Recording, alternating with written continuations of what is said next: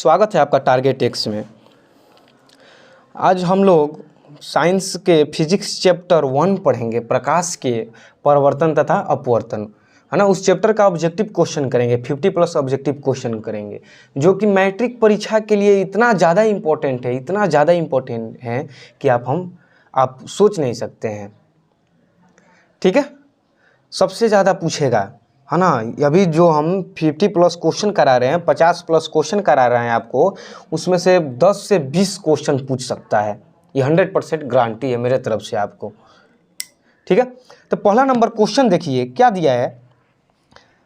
प्रकाश के किरणों के समूह को क्या कह रहा है? प्रकाश के किरणों के समूह को क्या कहते हैं?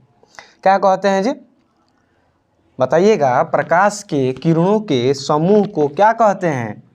किरण पुंज कहते हैं। जब प्रकाश के किरण ज़्यादा किरण मिला दिया जाए तो एक समूह बन जाता है, उसी को किरण पुंज कहते हैं। क्या कहते हैं? किरण पुंज। क्वेश्चन नंबर पहला था। क्वेश्चन नंबर दूसरा देखिए क्या दिया है। क्वेश्चन नंबर दूसरा, एक उत्तल लेंस की क्षमता एक डायोप्टर है तो उस लेंस की फोकस दूरी है ना।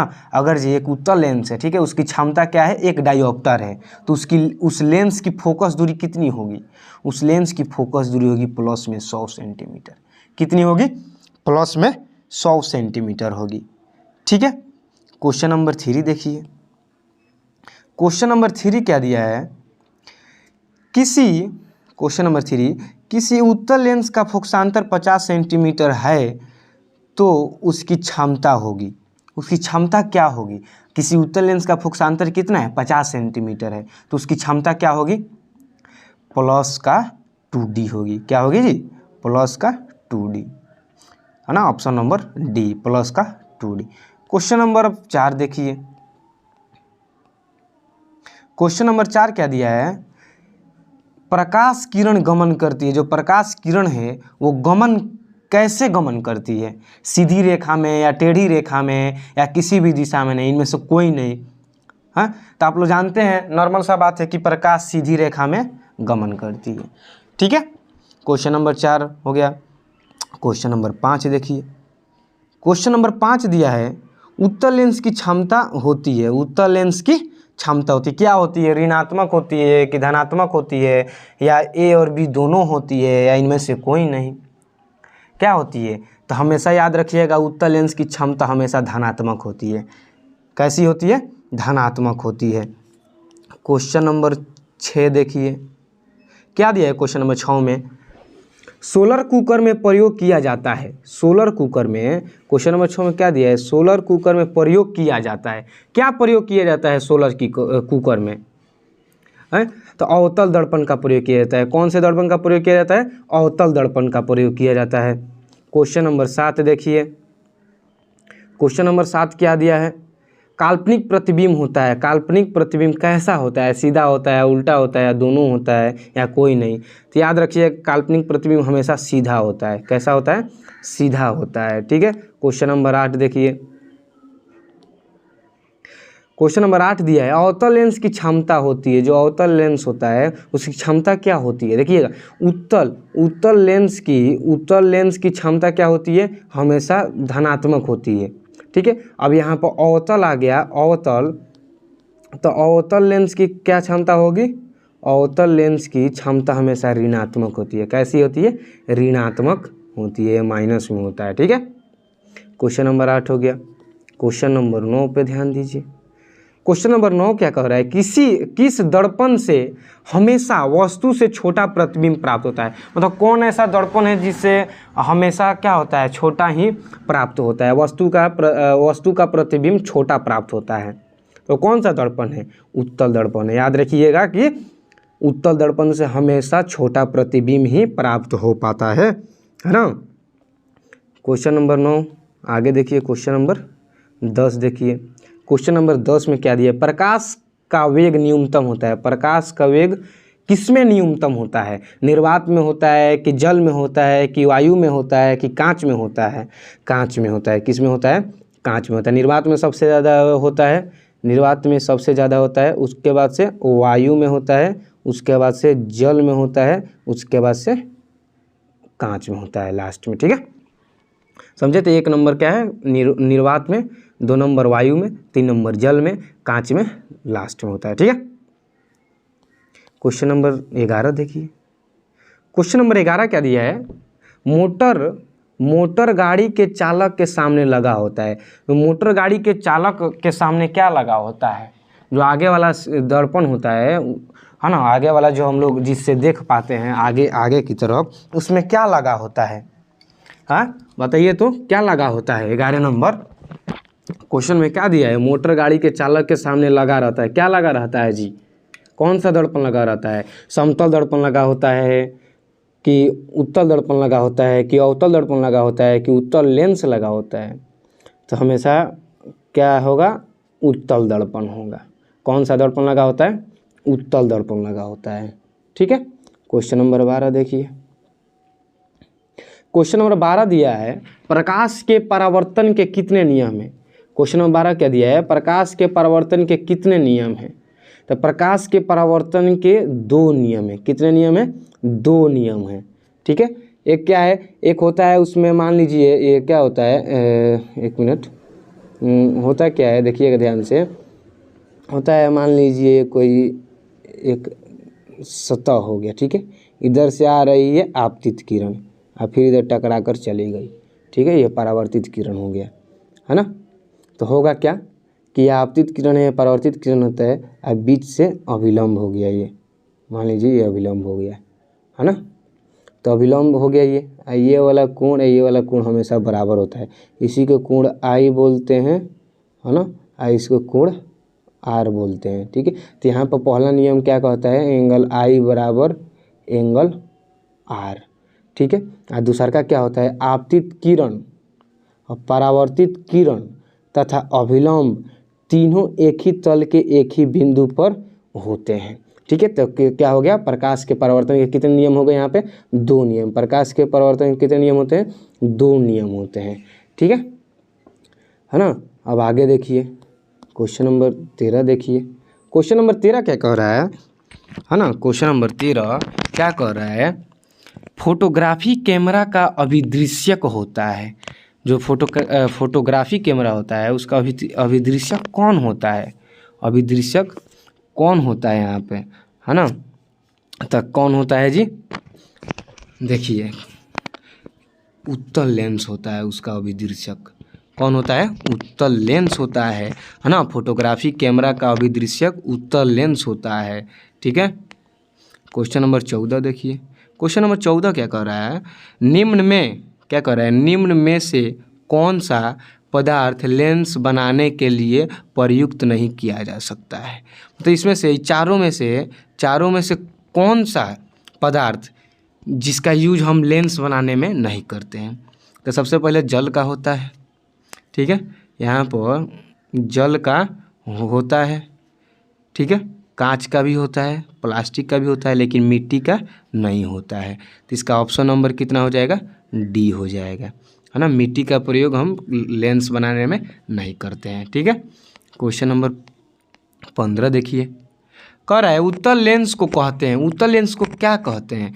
याद रखिएगा, उत्तल लेंस को हमेशा अभिसारी लेंस कहते हैं। क्या कहते हैं? अभिसारी लेंस कहते हैं। उत्तल लेंस को हम कौन सा लेंस बोलते हैं? अभिसारी लेंस बोलते हैं। ठीक है, अब यहाँ पर देखिए, अब अवतल आ गया। अवतल लेंस को क्या कहते हैं? अवतल लेंस को कहते हैं क्या? ये उत्तल को ये उत्तल हो गया, है ना? उत्तल को ये इसको बोलते हैं, उत्तल को अभिसारी बोलते हैं, लेकिन अपसारी अवतल को बोलते हैं। किसको बोलते हैं? अवतल को बोलते हैं। ठीक है, ये जो गया अपसारी अवतल लेंस को क्या बोलते हैं? अपसारी लेंस बोलते हैं, और उत्तल लेंस को अभिसारी लेंस बोलते हैं। ठीक है, क्वेश्चन नंबर देखिए 17। क्वेश्चन नंबर 17 क्या दिया है? क्वेश्चन नंबर 17, समतल दर्पण द्वारा बना प्रतिबिंब होता है। तो समतल दर्पण द्वारा बना प्रतिबिंब कैसा होता है? वास्तविक होता है कि काल्पनिक होता है कि दोनों होता है कि इनमें से कोई नहीं होता है? तो याद रखिएगा, समतल दर्पण द्वारा बना प्रतिबिंब हमेशा कैसा होता है? काल्पनिक होता है। कैसा होता है? काल्पनिक होता है। ठीक है, 18 नंबर देखिए। 18 नंबर क्या कह रहा है, निर्गत किरण एवं अभिलंब के बीच के कोण को कहते हैं। निर्गत किरण और अभिलंब के बीच के कोण को क्या बोलते हैं, निर्गत कोण बोलते हैं। कौन सा कोण बोलते हैं, निर्गत कोण बोलते हैं। ठीक है,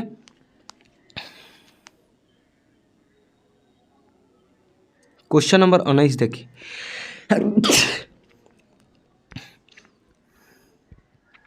क्वेश्चन नंबर 19 देखिए क्या हो रहा है, किस दर्पण से वस्तु का बड़ा प्रतिबिंब बनता है ना। कौन से दर्पण से वस्तु का बड़ा प्रतिबिंब बनता है, तो अवतल दर्पण से।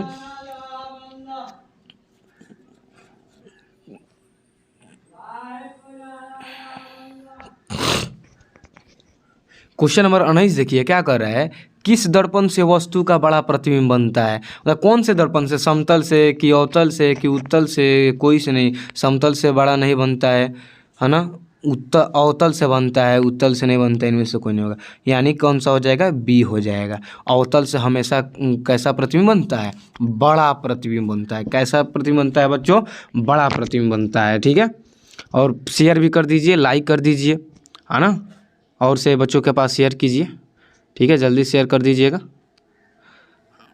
देखने के बाद से भी शेयर कीजिए। 20 नंबर देखिए, क्वेश्चन नंबर 20 क्या कह रहा है, जब प्रकाश की किरण हवा से कांच में प्रवेश करती है तो मुड़ जाती है।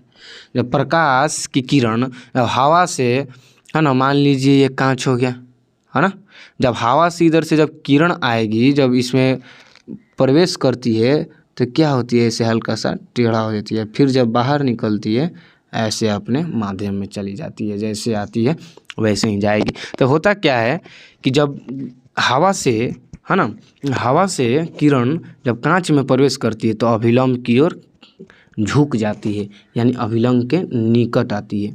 किसके निकट आती है, अभिलंब के निकट आती है। ठीक है, अब कह देगा यहाँ से कि कांच से, अगर जो ये कांच हो गया, अब कांच से जब किरण हवा में प्रवेश करेगी तो क्या होगा, इसका उल्टा हो जाएगा। जब कांच से हवा में प्रवेश करेगी किरण तो अभिलंब से क्या करती है, दूर भागती है। अभिलंब हो गया, ये दूर भागेगी, यहाँ पर ये अभिलंब हो गया जी, इसके नज़दीक आएगी। जब हवा से कांच में प्रवेश करेगी ना तो क्या होगा, अभिलंब के निकट आती है पर किरण। अब और कांच से जब हवा में जाएगी तो क्या होगा, अभिलंब से दूर भागती है किरण। ठीक है, तो याद रखिएगा लो। क्वेश्चन नंबर 21 देखिए, क्वेश्चन नंबर 21 क्या कह रहा है, साइड मिरर के रूप में प्रयुक्त होता है। साइड मिरर के रूप में प्रयुक्त होता है, क्या प्रयुक्त होता है साइड मिरर के रूप में, हाँ, तो उत्तल दर्पण प्रयोग होता है ना। उत्तल दर्पण का हम प्रयोग करते हैं साइड मिरर के रूप में। क्यों, क्योंकि उत्तल दर्पण में छोटा प्रतिबिंब बनाता है। कैसा बनता है, छोटा प्रतिबिंब बनता है, और छोटा बनेगा तो पूरा पीछे का सब अच्छा तरीक़ा से दिखाई देता है, जिसके कारण हम आगे मतलब अपने बाइक चलाते रहेंगे या कुछ चलाते रहेंगे अपना गाड़ी, ठीक है, और साइड से देख लेंगे, है ना, तो पूरा कवर हो जाता है पीछे का। ठीक है, इसीलिए उत्तल दर्पण का हम लोग प्रयोग करते हैं, है ना। क्वेश्चन नंबर 22 देखिए, क्वेश्चन नंबर 22 क्या है, क्वेश्चन नंबर 22 कह रहा है, एक अवतल दर्पण की फोकस दूरी 10 सेंटीमीटर है तो उसकी वक्रता त्रिज्या होगी, है ना। एक अवतल दर्पण है ना, उसकी फोकस दूरी 10 सेंटीमीटर है तो उसकी वक्रता त्रिज्या क्या होगी। ठीक है, तो क्या कह रहा है, याद रखिएगा, है ना। ऐसा एक फॉर्मूला होता है, R बराबर 2F, है ना, एक संबंध होता है ना, R बराबर 2F। अब फोकस दूरी उसकी कितनी है जी, यहाँ पर फोकस दूरी कितनी है, 10 सेंटीमीटर है, तो कितना हो जाएगा, 10 दूना 20 हो जाएगा। तो याद रखिएगा ना, R बराबर 2F होता है। ठीक है, वक्रता त्रिज्या और फोकस में संबंध होता है R बराबर 2F। तो यहाँ से अगर जो फोकस दिया रहेगा तो R निकल गया, जैसे फोकस दिया था कितना 10 सेंटीमीटर, तो यहाँ पर R कितना निकल गया 20 सेंटीमीटर। ठीक है, अगर जो दे दिया रहे, अगर जो R दे दिया रहा है, त्रिज्या दे दिया रहा है ना, तो क्या होगा, फोकस भी यहाँ से निकल जाएगा। ठीक है, यानी फोकस दूरी। क्वेश्चन नंबर 23 देखिए, क्वेश्चन नंबर 23 में क्या कह रहा है बाबू, देखिएगा ध्यान से, मोटर कार के हेडलाइट में किसका प्रयोग होता है। जो मोटर कार होती है उसके हेडलाइट में किसका प्रयोग होता है ना, किसका प्रयोग होता है, तो याद रखिएगा साइड मिरर के रूप में,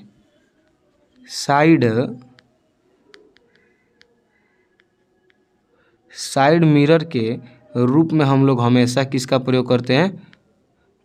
उत्तल का करते हैं। किसका करते हैं? उत्तल का करते हैं। लेकिन यहीं से अगर करते हैं मोटर कार के हेडलाइट में किसका प्रयोग करते हैं? तो याद रखिएगा, हेडलाइट में किसका प्रयोग करते हैं? तो अवतल का प्रयोग करते हैं। किसका प्रयोग करते हैं? अवतल का प्रयोग करते हैं। ठीक है ना? 23 नंबर समझे क्या है? अगर जो साइड मिरर के बाद साइड मिरर के बारे में बोल दे तो उत्तल होगा, और हेडलाइट के बारे में बोले तो अवतल होगा। ठीक है। क्वेश्चन नंबर 24 देखिए। अब क्वेश्चन नंबर 24 में क्या दिया है ना? लेंस की क्षमता का एसआई मात्रक होता है। जो लेंस होता है, लेंस की क्षमता का एसआई मात्रक क्या होता है? एसआई का फुल फॉर्म होता है सिस्टम इंटरनेशनल, अंतर्राष्ट्रीय पद्धति। याद रखिए, कोई भी अगर जो एसआई का फुल फॉर्म पूछ दे तो सिस्टम इंटरनेशनल होता है। क्या होता है? System, SYSTEM, system international.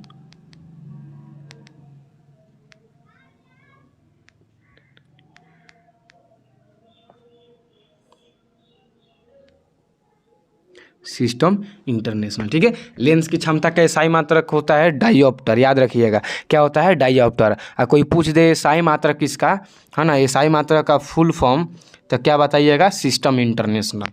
ठीक है। हिंदी में होगा अंतर्राष्ट्रीय पद्धति। हाँ, 25 देखिए। क्वेश्चन 25 क्या दिया है? लेंस में मुख्य फोकस की संख्या कितनी होती है? लेंस में मुख्य फोकस की संख्या कितनी होती है? तो 2 होती है। कितनी होती है बाबू? तो 2 होती है। ठीक है। कितनी होगी? 2, है ना। अब क्वेश्चन नंबर देखिए 26। क्वेश्चन नंबर 26 में क्या दिया है? सरल सूक्ष्मदर्शी में किसका उपयोग होता है? जो सूक्ष्मदर्शी होता है उसमें किसका उपयोग करते हैं, है ना? सूक्ष्मदर्शी के लिए दर्शी जो होता है सूक्ष्मदर्शी, उसमें किसका उपयोग होता है? कौन से दर्पण का? अवतल दर्पण का कि उत्तल दर्पण का कि अवतल लेंस का कि उत्तल लेंस का है? किसका प्रयोग होता है? क्या होगा? उत्तल लेंस का प्रयोग होता है। इसमें जो होता है सूक्ष्मदर्शी, इसमें उत्तल लेंस का प्रयोग करते हैं। ठीक है। और सूक्ष्मदर्शी किसके लिए बना है? तो सूक्ष्म जीव को देखने के लिए बना है। जो ये होते हैं अमीबा, प्रोटोजोआ, मतलब जो सूक्ष्म, जो हम जो जिस चीज़ को हम अपने आँख से नहीं देख पाते हैं, है ना, उसी को हम देखने के लिए किसका प्रयोग करते हैं? सूक्ष्मदर्शी का प्रयोग करते हैं। किसका प्रयोग करते हैं? सूक्ष्मदर्शी का प्रयोग करते हैं। ठीक है बाबू। अब आगे देखिए क्वेश्चन नंबर 27 क्या दिया है? क्वेश्चन नंबर 27 है, सर्च लाइट का परावर्तक सतह होता है। जो सर्च लाइट होता है उसका परावर्तक सतह कैसा होता है? उत्तल होता है कि अवतल होता है कि समतल होता है कि कोई नहीं होता है? कैसा होता है? तो अवतल होता है। जो सर्च लाइट हो गया ऐसे होता है ना, ऐसे सर्च लाइट मान लीजिए ये हो गया, ये सर्च लाइट हो गया ना, तो इसका जो परावर्तक होता है वो कैसा होता है? तो अवतल होता है। कैसा होता है? अवतल होता है। ठीक है ना। क्वेश्चन नंबर 28 देखिए। क्वेश्चन नंबर 28 क्या दिया है?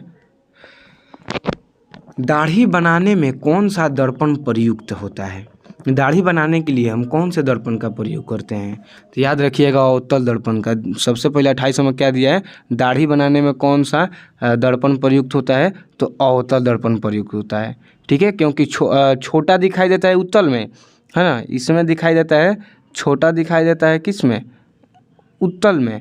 इसमें कैसा दिखाई देता है? बड़ा दिखाई देता है। जैसे कि मान लो उसका प्रयोग क्यों होता है, अवतल दर्पण का ही प्रयोग क्यों करते हैं? क्योंकि उसमें जो प्रतिबिंब होता है वो बड़ा बनता है ना, बड़ा प्रतिबिंब बनता है, जिसके कारण अगर जो हम अपने से खुद से अगर जो हम अपना दाढ़ी वगैरह ये सब बना रहे हैं, है ना, तो उसमें परेशानी नहीं होगी, अच्छा तरीक़ा से उसमें दिखाई देगा। ठीक है। अब अगला क्वेश्चन देखिए। अगला क्वेश्चन क्या कह रहा है? कह रहा है प्रकाश की किरणों का पथ दर्शाने वाले चित्रों को कहा जाता है। प्रकाश की किरणों का पथ जब दर्शाते हैं, है ना, दर्शा देते हैं किसी भी चित्र में, अगर मान लो कि प्रकाश की किरण के पथ को अगर हम दर्शा देते हैं, उसका चित्र बना देते हैं, तो उसको क्या बोलते हैं? किरण आरेख बोलते हैं। क्या बोलते हैं? किरण आरेख बोलते हैं। क्या बोलते हैं? किरण आरेख। ठीक है। 30 नंबर देखिए। क्वेश्चन नंबर 30 अगला क्वेश्चन क्या है, अवतल लेंस का आवर्धन बराबर होता है। अवतल लेंस का आवर्धन किसके बराबर होता है? u बटा v के बराबर, कि u v के बराबर, कि u प्लस v के बराबर, कि v बटा u के बराबर? किसके बराबर होता है? तो v बटा u के बराबर होता है। किसके बराबर होता है? v बटा u के बराबर होता है ना। अब क्वेश्चन नंबर 31 देखिए अगला क्वेश्चन क्या दिया है, किसी गोलीय दर्पण तथा किसी पतले गोलीय लेंस दोनों की फोकस दूरियां -15 सेंटीमीटर है तो दर्पण तथा लेंस समवत है ना। मान लीजिए कोई एक गोलीय दर्पण है तथा किसी पतले गोलीय लेंस दोनों की, एक गोलीय दर्पण है और एक गोलीय लेंस है, ठीक है। उसकी फोकस दूरियां क्या है, दोनों की फोकस दूरी -15 सेंटीमीटर है। तो दर्पण तथा लेंस कौन से दर्पण होंगे और कौन से लेंस होंगे, ठीक है। तो याद रखिएगा दोनों अवतल होंगे। कैसे होंगे? दोनों अवतल होंगे। ओके, अगला क्वेश्चन देखिए। अगला क्वेश्चन क्या कह रहा है, परावर्तन के नियम से निर्धारित होता है। परावर्तन के नियम से क्या निर्धारित होता है? इसमें आपतन कोण बराबर परावर्तन कोण, कि परावर्तन कोण बराबर अपवर्तन कोण, आपतन कोण बराबर विचलन कोण, कि इनमें से कोई नहीं। तो हम अभी फिगर बनाए थे कि ये आपतित किरण हो गया, ये परावर्तित किरण हो गया, ये अभिलंब हो गया। ये वाला कोण जो होता है आपतन कोण, ये वाला जो परावर्तन कोण होता है, ये दोनों आपस में बराबर होते हैं। एंगल आई बराबर एंगल आर होता है। यानी यहाँ आपतन कोण बराबर परावर्तन कोण क्या होगा? आपतन कोण बराबर परावर्तन कोण, ठीक है। अगला क्वेश्चन देखिए, क्वेश्चन नंबर 33, ठीक है। क्वेश्चन नंबर 33 क्या कह रहा है, काल्पनिक प्रतिबिंब होता है। काल्पनिक प्रतिबिंब कैसा होता है? हाँ, काल्पनिक प्रतिबिंब कैसा होता है? तो याद रखिएगा हमेशा वो सीधा होता है। कैसा होता है? सीधा होता है, ठीक है। अगला क्वेश्चन देखिए 34 नंबर, ठीक है। कह रहा है 2D क्षमता वाले लेंस का फोकसांतर होता है। जो 2D होता है ना, उसकी वो 2D क्षमता वाले लेंस का फोकसांतर कितना होगा, यह आप लोग को बताना है। 20 सेंटीमीटर होगा कि 30 सेंटीमीटर होगा कि 40 सेंटीमीटर होगा कि 50 सेंटीमीटर होगा? तो 50 सेंटीमीटर होगा। कितना होगा? 50 सेंटीमीटर होगा, ठीक है। क्वेश्चन नंबर 35 देखिए, कह रहा है गोलीय दर्पण में फोकसांतर एवं वक्रता त्रिज्या के बीच संबंध होती है ना। फोकसांतर, फोकस और वक्रता त्रिज्या के बीच क्या संबंध होती है? तो पीछे बताएं r बराबर 2f। क्या होती है? r बराबर 2f होती है, ठीक है बाबू, r बराबर 2f। अगला क्वेश्चन देखिए, क्वेश्चन नंबर 36 क्या कर रहा है, उत्तल लेंस में जब बिंब f और 2f के बीच रखा जाता है तब बना प्रतिबिंब होता है। तब प्रतिबिंब कैसा बनता है? जब हम उत्तल लेंस में f और 2f के बीच कोई रख दिया ना, कुछ रख दिए, ठीक है, वस्तु को रख दिए, तो उसका प्रतिबिंब कैसा होगा, कैसा बनेगा? बड़ा और वास्तविक बनेगा कि छोटा और वास्तविक बनेगा, कि छोटा और काल्पनिक बनेगा, कि बड़ा और काल्पनिक बनेगा? तो याद रखिएगा कैसा बनेगा? बड़ा और वास्तविक बनता है। कैसा बनता है? बड़ा और वास्तविक बनता है, ठीक है। कैसा बनेगा? बड़ा और वास्तविक, ठीक है। अब क्वेश्चन नंबर 37 देखिए, क्या कर रहा है, प्रकाश के अपवर्तन के कितने नियम? प्रकाश के अपवर्तन के 2 नियम है, ठीक है। अगला क्वेश्चन क्या दिया है? अगला क्वेश्चन दिया है अवतल लेंस के मुंह के फोकस पर रखे बीम का प्रतिबिंब की स्थिति होती है। अवतल लेंस हो गया, ठीक है ना। उसके मुंह के फोकस पर हम किसी वस्तु को रख देते हैं, किसी बिंब को रख देते हैं, तो प्रतिबिंब कहाँ बनेगी, कैसी होगी, है ना। स्थिति होती है नहीं, क्या कह रहा है, अवतल लेंस के मुख्य फोकस पर रखे बिंब का प्रतिबिंब की स्थिति होगी। अच्छा, तो देखिए ध्यान से देखिएगा, जो अवतल लेंस हो गया ना, उसके मुख्य फोकस पर हम किसी वस्तु को रख देते हैं तो प्रतिबिंब कहाँ बनेगा, है ना, उसकी स्थिति कहाँ होगी, ठीक है। तो याद रखिएगा कि प्रकाशिक केंद्र और फोकस के बीच होगी उसकी स्थिति। कहाँ होगी? प्रकाशिक केंद्र और फोकस के बीच होगी। अगला क्वेश्चन देखिए, क्या कर रहा है अगला क्वेश्चन, उत्तल लेंस में बना प्रतिबिंब होता है। उत्तल लेंस में कैसा प्रतिबिंब बनता है? हाँ, उत्तल लेंस में कैसा प्रतिबिंब बनता है? तो बराबर और सीधा तो बनेगा नहीं, वास्तविक और सीधा ये भी नहीं बनेगा, इनमें से कोई नहीं तो होगा नहीं। ये याद रखिएगा बी होगा, है ना। वास्तविक और उल्टा बनता है। उत्तल लेंस में कैसा प्रतिबिंब बनता है बाबू? वास्तविक और उल्टा प्रतिबिंब बनता है। अगला क्वेश्चन देखिए, क्या क्वेश्चन देखिए 40 नंबर क्या कर रहा है, दो वक्रीय पृष्ठों से घिरे ठोस माध्यम को कहते हैं, क्या कहते हैं, क्या कहते हैं। मान लीजिए घिरा हुआ है, ठीक है, दो वक्रीय पृष्ठ से घिरा हुआ है, तो इसको क्या कहते हैं, गोलीय लेंस कहते हैं। क्या कहते हैं, गोलीय लेंस कहते हैं। ठीक है, अगला क्वेश्चन देखिए, क्वेश्चन नंबर 41, ठीक है, इसमें 50+ क्वेश्चन करेंगे, 50+, ठीक है। क्वेश्चन नंबर 41 क्या दिया है, किसी लेंस द्वारा उत्पन्न आवर्धन का एसआई मात्रक क्या होता है। किसी लेंस द्वारा उत्पन्न आवर्धन का एसआई मात्रक क्या होता है। तो इसका एसआई मात्रक होता है मात्रक भी, इसका एसआई मात्रक नहीं होता है, याद रखिएगा, है ना। लेंस द्वारा उत्पन्न आवर्धन का एसआई मात्रक नहीं होता है, ठीक है।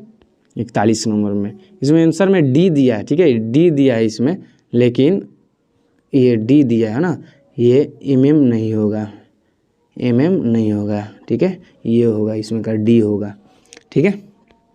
क्वेश्चन नंबर 42 देखिए, क्वेश्चन नंबर 42 क्या कर रहा है ना, क्वेश्चन नंबर 42 क्या कर रहा है, वह गोलीय दर्पण जो बाहर की तरफ वक्रित हो कहलाता है। वैसा गोलीय दर्पण जो बाहर की तरफ वक्रित हो उसे क्या कहते हैं, अवतल दर्पण कहते हैं कि समतल दर्पण कहते हैं कि उत्तल दर्पण कहते हैं, या इनमें से कोई नहीं है, क्या बोलते हैं, उत्तल दर्पण बोलते हैं। क्या बोलते हैं, उत्तल दर्पण बोलते हैं, ठीक है। अगला देखिए क्वेश्चन कह रहा है, लेंस के केंद्रीय बिंदु को कहते हैं, लेंस के केंद्रीय बिंदु को क्या कहते हैं, लेंस के केंद्रीय बिंदु को प्रकाशिक केंद्र कहते हैं, ठीक है। क्वेश्चन नंबर 44 देखिए, कह रहा है अवतल दर्पण के ध्रुव और मुख्य फोकस के बीच रखे प्रतिबिंब का बिंब का प्रतिबिंब की प्रकृति होती है। अवतल दर्पण के ध्रुव, ठीक है, एक अवतल दर्पण हो गया, उसके ध्रुव और मुख्य फोकस के बीच, है ना, किसी वस्तु को हम रख देते हैं तो प्रतिबिंब कैसी बनेगी, आभासी बनेगी तथा उल्टा बनेगी, कि आभासी एवं सीधी 5 सेंटीमीटर फोकस दूरी का उत्तल लेंस होगा, कि काल्पनिक एवं सीधी होगी, कि इसमें से सभी होगी, कैसी होगी, हैं, कैसी होगी। तो याद रखिएगा बी नंबर होगा, आभासी एवं सीधी 5 सेंटीमीटर फोकस दूरी का लेंस होगा इसका आंसर, ठीक है। अगला क्वेश्चन देखिए, अगला क्वेश्चन क्या दिया है, किसी शब्दकोश में पाए गए छोटे अक्षरों को पढ़ते समय आप निम्न में से कौन सा लेंस पसंद करेंगे। आप मान लीजिए कोई शब्दकोश हो गया, है ना, डिक्शनरी हो गया, डिक्शनरी, उसमें से आप छोटे छोटे अक्षर को पढ़ना चाहते हैं, है ना, अच्छा से जब नहीं दिखाई दे रहा है, अब ज़्यादा तो आँख पर जोर तो डालेंगे नहीं, तो उसको देखने के लिए आपको लेंस दिया जाए, है ना, उसको क्या आप इसमें से लेंस चुन कर क्या कीजिए, उसको पढ़िए, तो आप कौन सा लेंस लेंगे, है ना। तो ऑप्शन में क्या क्या दिया है, ऑप्शन में दिया है 50 सेंटीमीटर फोकस दूरी का अवतल लेंस, कि 50 सेंटीमीटर फोकस दूरी का उत्तल लेंस, कि 5 सेंटीमीटर फोकस दूरी का अवतल लेंस, 5 सेंटीमीटर फोकस दूरी का उत्तल लेंस। कौन सा आप इनमें से प्रयोग में लाएंगे, कौन सा प्रयोग में लाएंगे। तो 45 का ऑप्शन नंबर क्या हो जाएगा, डी हो जाएगा, ठीक है ना। 5 सेंटीमीटर फोकस दूरी का अवतल लेंस लिया जाएगा तो अच्छा से दिखाई पड़ेगा, ठीक है। अगला क्वेश्चन देखिए, क्वेश्चन नंबर 46 क्या दिया है, दंत विशेषज्ञ मरीजों के दांतों का बड़ा प्रतिबिंब देखने के लिए किस दर्पण का उपयोग करते हैं। जो दंत विशेषज्ञ होते हैं, दांत वाले डॉक्टर होते हैं ना, है ना, जो दांत वाले डॉक्टर होते हैं, मरीजों के दांतों का बड़ा प्रतिबिंब देखने के लिए किस दर्पण का प्रयोग करते हैं, है ना। ऐसे लेंस लगा कर, ये जैसे मुंह खुलवा कर क्या करते हैं, लेंस से देखते हैं, है ना, ऐसे रहता है गोला टाइप का, ऐसे रहता है, उससे देखते हैं। तो उसमें कौन सा दर्पण लगा होता है, कौन सा दर्पण से देखते हैं, तभी ना दांत बड़ा बड़ा दिखाई देता है, और इसमें उल्टा रहेगा तो सीधा भी दिखाई पड़ता है। आप लोग गए होंगे तो देखे होंगे, है ना। तो याद रखिएगा अवतल, क्योंकि बड़ा देखने के लिए हमेशा अवतल दर्पण का उपयोग किया जाता है, ठीक है। बड़ा देखने के लिए किसका उपयोग किया जाता है, अवतल दर्पण का उपयोग किया जाता है। अगला क्वेश्चन देखिए 47 नंबर क्या दिया है, गोलीय दर्पण का वक्रता केंद्र को किस अक्षर से निरूपित किया जाता है। यहाँ पर गोलीय दे दिया है, यहाँ पर गलती किया है और यहाँ पर गलती किया है, तो कोई बात नहीं, याद रखिएगा है ना। यहाँ पर गोलिया होगा, यहाँ पर अक्षर होगा। तो गोलिया दर्पण का वक्रता केंद्र को किस अक्षर से निरूपित किया जाता है? तो सी से डिनोट किया जाता है। किससे डोनेट किया जाता है? सी से डोनेट किया जाता है। ऑप्शन नंबर ए हो जाएगा। ठीक है। अगला क्वेश्चन क्या दिया है? 48 नंबर, पतले लेंस की आवर्धन क्षमता होती है।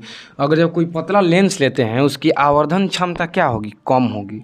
पतला लेंगे तो कम होगी। अगर जो वहीं पर मोटा लेते हैं, मोटे लेंस की आवर्धन क्षमता लेते हैं तो हमेशा ज़्यादा होगी। ठीक है। तो यह अधिक होगी किसके लिए? मोटा के लिए, है ना। ये होगी पतले के लिए। ठीक है। अगला क्वेश्चन देखिए, कह रहा है निर्वात में प्रकाश की चाल है। प्रिंटिंग में गलती हो गया, यहाँ पर चाल होगा। चाल क्या होगा? चाल है, छाल दे दिया है। निर्वात में प्रकाश की चाल कितनी होती है? तो 3 ये ए नंबर हो गया यहाँ पर थोड़ा गलती कर दिया है। 3 × 10⁸ मीटर पर सेकेंड होगा। ठीक है। 3 × 10⁸ मीटर पर सेकेंड, यानी इसको कैसे बोल सकते हैं? निर्वात में प्रकाश की चाल कितनी होती है? तो बोलिएगा लो 3 लाख किलोमीटर पर सेकेंड। उसको छोटा करना है, छोटा करके बोलना है तो बोलिएगा 3 × 10⁸ मीटर पर सेकेंड। ठीक है। अगला क्वेश्चन देखिए, अगला क्वेश्चन क्या दिया है? मोटे लेंस की आवर्धन क्षमता होती है। अभी हम बताएं पीछे, कम होगा तो पतला होगा वो। ठीक है। अब मोटा होगा तो यह अधिक होगा। तो यहाँ पर दे दिया है मोटा के लिए ये हो गया। ठीक है। ये किसके लिए हो गया? मोटा के लिए, है ना। तो मोटे लेंस की आवर्धन क्षमता कैसी होती है? अधिक होती है ना। अगला क्वेश्चन देखिए, अगला क्वेश्चन क्या दिया है?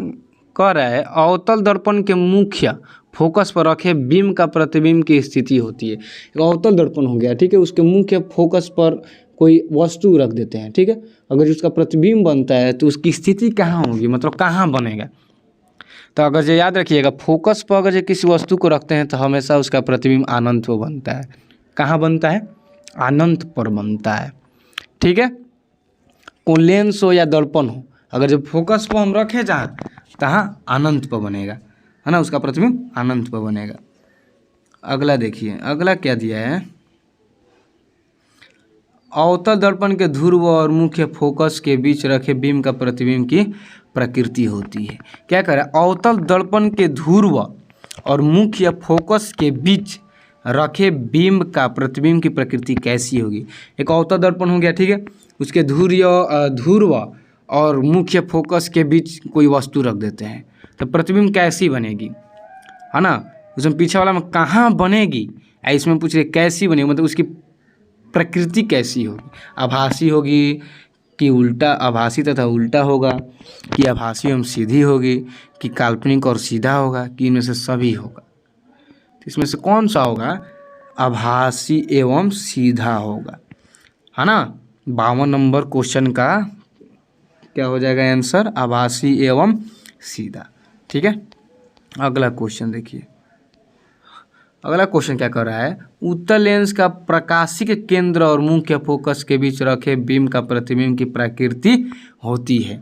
क्या कर रहा है? उत्तल लेंस का प्रकाशिक केंद्र और मुख्य फोकस के बीच रखे प्रतिबिंब बिंब, यहाँ बिंब होगा, बिंब का प्रतिबिंब की प्रकृति होती है, मतलब कैसी बनती है?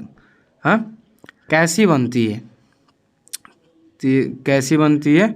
याद रखिएगा, आभासी एवं सीधा बनती है। कैसी बनती है? आभासी एवं सीधा बनती है। अगला क्वेश्चन देखिए, अगला क्वेश्चन क्या कर रहा है? उत्तल लेंस के मुख्य फोकस पर रखे प्रतिबिंब की स्थिति होती है ना। उसकी कैसी स्थिति होती है? अगर उत्तल लेंस के मुख्य फोकस पर हम अगर जो किसी अगर जो प्रतिबिंब बनता है ना, उत्तल लेंस के मुख्य फोकस पर अगर जो कोई प्रतिबिंब बनता है तो कहाँ रखा गया होगा? तो वह प्रतिबिंब मुख्य फोकस पर बन रहा है, कौन से लेंस पर? तो उत्तल लेंस पर। तो याद रखिएगा, अगर जो अनंत पर किसी वस्तु को हम रखते हैं तो उसका हमेशा कहाँ बनेगा? प्रतिबिंब फोकस पर बनता है। फोकस पर रखेंगे तो अनंत पर बनेगा, अगर जो अनंत पर रखेंगे तो फोकस पर बनेगा। ठीक है, आया समझ में? अगला क्वेश्चन देखिए 55 नंबर, जो कि इस लेक्चर का लास्ट क्वेश्चन है ना। अब देखिए, अवतल दर्पण के सामने अनंत पर रखे बिंब का प्रतिबिंब की स्थिति होती है। अवतल दर्पण हो गया, ठीक है, उसके सामने अनंत पर हम एक वस्तु को रख देते हैं तो उसकी प्रतिबिंब कहाँ बनेगी? वक्रता केंद्र पर बनेगी, कि अनंत पर बनेगी, कि ध्रुव पर बनेगी, या फोकस पे बनेगी? तो अभी हम आप लोग बताएं कि अनंत पर अगर जो रखेंगे तो कहाँ बनेगी? अनंत पर रखेंगे तो कहाँ बनेगी? हमेशा फोकस पर बनेगी। कहाँ बनेगी? हमेशा फोकस पर बनेगी। ठीक है बाबू, है ना।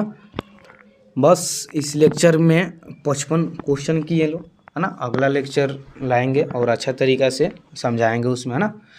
तो आप लोग काम कीजिए, अपने दोस्तों के पास शेयर कीजिए, लाइक कर दीजिए। लाइक नहीं कर रहे हैं लोग, वीडियो देख ले रहे हैं लोग, लेक्चर सुन ले रहे हैं लोग, पढ़ ले रहे हैं लोग, लेकिन लाइक आप लोग नहीं कर रहे हैं लोग।